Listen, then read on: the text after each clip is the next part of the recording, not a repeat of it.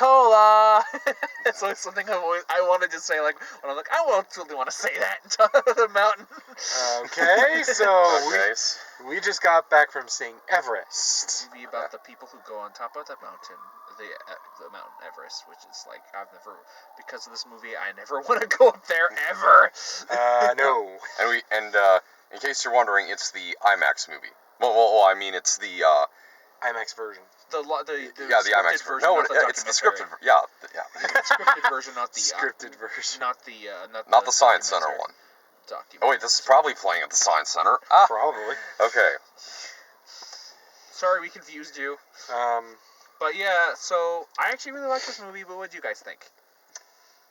It was okay. This it kind of felt like No Escape, because I felt the characters were really hollow despite the movie being very intense. Except here, it's only sporadically stirring, not like throughout almost the entire running time like it was with No Escape.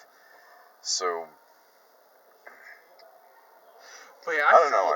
I liked it. Did at least it didn't have the whole, oh no, we're in trouble, we're gonna die. Oh hey, I'm Pierce Brosnan here to save your day. Yeah. There wasn't anything like that. It was just like it was all. Yeah. There was at least. I mean, some people even died too. It wasn't just like everyone got out. Like I'm like the part where Josh Brolin got away. Like if it wasn't based on a true story, I might go. Bull! I may say, bull, that's fake. No one would survive that. But since it's based on a true story, it's kind of like, yep, I guess that happened. Got 3 movies in one day based on a true story. Give him some credit, man. That dude really pulled through. Like, he lost both of his hands and his nose. But you know what? Small price to pay. You know, for getting off that mountain. Yeah, there's a lot more. He could have lost his legs too. That would have sucked. He could have lost his life. Yeah. I don't know. I think I personally think that like if you look like you not being able to move is probably worse. Than what, dying? Yeah, probably. Because you maybe be at peace, but like you're gone. But like without arms and legs, you probably have to stumble around or be on a wheelchair and have someone push him his whole life. And, like it'd just be kind of sad, I guess. But I don't. But I thought this was a really interesting, like intense. Yeah, it was film. good. I mean, it wasn't as good as probably wasn't as good as Black Mass, but it was. Yeah. It was a very intense film, and I did feel the characters were a little better than No Escape, because I felt they were a bit more interesting. I mean, of course, there was the thing, like, it's based on a true story, so none of the actors look like they're real people, which is fine. That's what you're gonna get. I mean, sometimes you get a movie like The Fifth Estate where Cumberbatch looked almost like him. He did it, and he got his voice down, which is hard to do. And, like, sometimes you get something like that, but and even, like, Johnny Depp kind of looked like the real Whitey Bulger. They did a good job with the makeup to make him look like the real guy, but for the most part, yeah, you just gotta kind of take it for what it is. The only thing that did kind of bug me is that the woman that Keira Knightley was based on had really short hair. I'm like, what, did she not want to cut her hair any more than she did? Like, she couldn't, other than stuff like that didn't bug me too much. I'm just saying that it's just like, I mean, all she had to do was give her a bit more shorter hair. You didn't have to, like, I mean, I'm not saying she has to look exactly like the lady, but she had, from what the pictures we saw, she had much shorter hair. Well, sometimes I don't think people's appearances usually matter when they're playing real life people. Well, sometimes it might, like,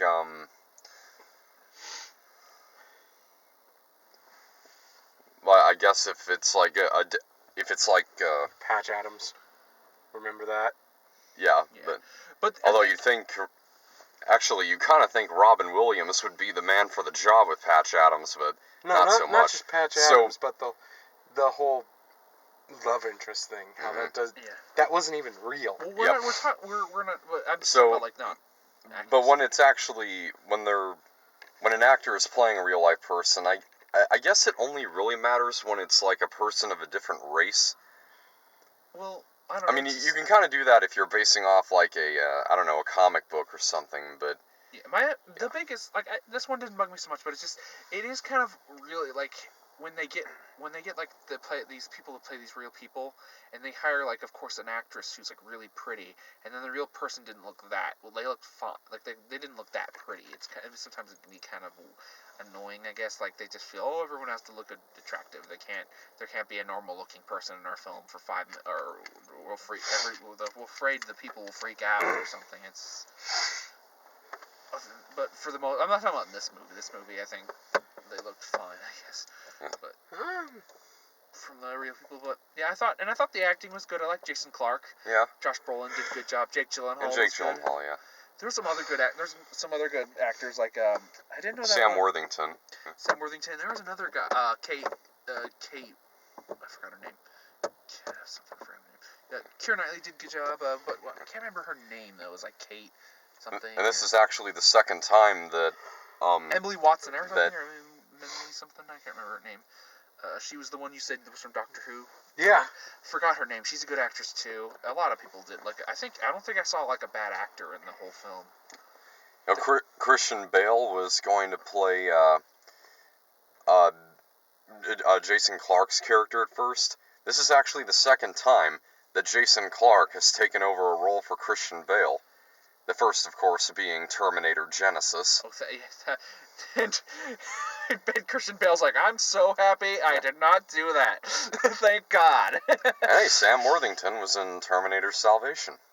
Yep. Alright. But yeah, I'm pretty sure, like, Bale's not like, oh, I wasn't in Genesis. He's probably like, oh, thank God I dodged the bullet. Yeah. This is the tear that I made for Genesis. You see any? Nope, because I'm not crying for it. I'm not really sure what to say. Well, I guess I'll add that the film looks great. I mean, if you see it in IMAX, you can really feel man, it's like beautiful. like when the camera is pointing down and they're on a ledge. You can really feel the height. The shots are beautiful. The scene with especially the second to last shot when it's like a full view of the mountain and there are like purplish orange clouds behind it. Oh man, very great shot. Yeah. I really like the scene where where Josh Brolin is on that and he almost falls off that ladder. That scene was like, I was like, I'm gonna fall. That was like the only time in MX ever. I'm like, I'm gonna fall, aren't I? It felt like I was gonna. Also, I felt really cold too while watching the movie. I'm like, brr, it's actually like I'm in the mountains. Okay. And also, one thing I actually did is that Black Mass. The scariest thing in Black Mass was Johnny Depp. In this, the scariest thing was like the mountain and that storm. It was just like you're scared. Like it's like the mountain itself was alive. It's like that storm. That storm was giving me the Whitey Bulger eyes, like Johnny Depp had. It's like the mountain's like, another group. I'm gonna give it to them hard. It's just like there's like so many scenes, especially that helicopter scene too. Is like go. Yeah, there was that too. Yeah. Oh my God, go back. And it's like, oh thank God they made it. Like there's even a part where that helicopter scene where I was like afraid that one guy who's standing near, like, oh be careful, it's gonna cut your head off or something. Seriously. Looked like the guy was crashed, but I was freaking out. Like there's so many scenes where you're just like almost on the edge of my seat, like don't die, don't die. Like close calls. Just yeah. So like I'm pretty sure. Doug's death was a little weird though. He's like, just dead. Right off. Sorry, yeah. I don't know. I just felt that was kind of weird. But then again, I'm pretty sure like if some people do die like that and it's kind of odd, like whoa, he's dead. Holy crap! Like it freaks. Like it just. But for me, I don't know. For when I see it in a movie, it always makes me laugh or just like, that's weird. Like he's dead. It's like, But yeah, I felt this was a very intense movie for the most part. Definitely. And I did like the characters. Like there was never, I was afraid that they were gonna have like, especially with there's that one part with that one German guy. I'm like, he's not gonna be evil or something. Like he's gonna sabotage the. I actually thought like during the movie there was some sabotage going on. Yeah, I always thought there was like some. I'm not glad they didn't do that, or there wasn't like a jerk character who's like I don't like kind of like a horror movie, except except instead of there being a monster, it's the wind or something. It's like I don't like this place, and he's being a complete jerk or something. Like they didn't have that guy, thank God. Like I guess you can kind of consider this a disaster movie. Like it didn't have any. But it's if you could kind of, I'm saying you could kind of consider that. Like it didn't have any. If you did like it didn't really have any of those tropes that you see for most of those, but not exactly. I think, although I do think somebody messed up. Yeah. Like, do they still do that? I wonder after, or did they stop after this expedition? I think there's some few climbs up there. Actually, I don't know about all the way back up to Everest, but when this movie was being filmed back in April 2014, in somewhere in Nepal, there actually was another storm that hit, and so filming had to be postponed. For this one? This movie? Did they actually shoot at Everest for this one? Because they also did get the culture right. I don't think they did. Like I love the music in this film. I felt like really captured the like it had especially the end credits song was like nice, and it had some nice beautiful songs in it. Like it wasn't, and they weren't standing like there was no songs that like stood out of the background that really ruined this experience like The Perfect Guy did. Like that, like it had like it wasn't. It's like The Perfect Guy had like that terrible score. I just didn't like this one had like a nice, the score was nice, and also, but they didn't keep pushing it to the forefront. Same thing with Interstellar did that with pushing the music too much to the forefront. So there's parts where some people are talking and the music goes, and you can't hear what the heck they're saying at all. Yeah. So this never had any of that moment. There are also times, because we saw this movie in the IMAX, sometimes the music is doing too much of the shaking. Because you know how in the IMAX it makes the seats vibrate? I felt like the music was doing too much of that at times. I don't know, for me it was mostly the storm. I didn't really notice that storm. Like the storm sounded great in IMAX. Like definitely. Like, man. I didn't really notice the music. I was just drawn too much into the movie itself. For the most part, I only really noticed the music when it was like quiet or something like that. Like, but whenever like the really intense scenes, I was just really drawn into the story and everything that was going on, pound for pound. It was just really, I thought it was really well done for what they could have done, and never like actors were. But, yeah. All right, well, I don't have a whole lot to say about this movie. It was mostly kind of a come and go experience for me. But if you do see it, I would recommend seeing it in the IMAX 3D. That's actually the only format that's playing at this week. But really, I just didn't get into the characters at all. I felt like the screenwriters have drawn characters more sharply in other movies they did, like Unbroken, Les Miserables, and Nell. And do you think we should get on to grading this? I think that's what he's doing. He's just finishing up his stuff for his grading. All right, yeah. So, but I will give it a C+. So, I guess it's all right. Yeah. I'm gonna go along with you. It's definitely all right. It's maybe B-. Okay. But yeah, I'm gonna give it a B. I liked it. I thought it was an interesting film. I mean, I would see it again maybe, but like, yeah, it was, and I'd definitely see it in IMAX, especially just like it's great. It looks great in IMAX, but if like you're someone who can't like see 3D like my mom or something like that, then just see the regular, I guess 2D. But I don't think it's out regularly yet. I think they're gonna release that late in like 2D. Theaters later or something like that. I think it will be next week. Yeah, but for so far it's just only IMAX right now, which is fine. It's just, but yes, it's definitely the way to see it. I think if you really like, if this movie looks really good, see it now in IMAX. Even if it's like more expensive, just save up money or whatever. It's worth it at least for that. Yeah. Sorry. Well, all in all, it's been a good day at the movies. Yep. All right, let's. we have one trailer to talk about, and I didn't even know that this was actually a thing until tonight when I saw the trailer.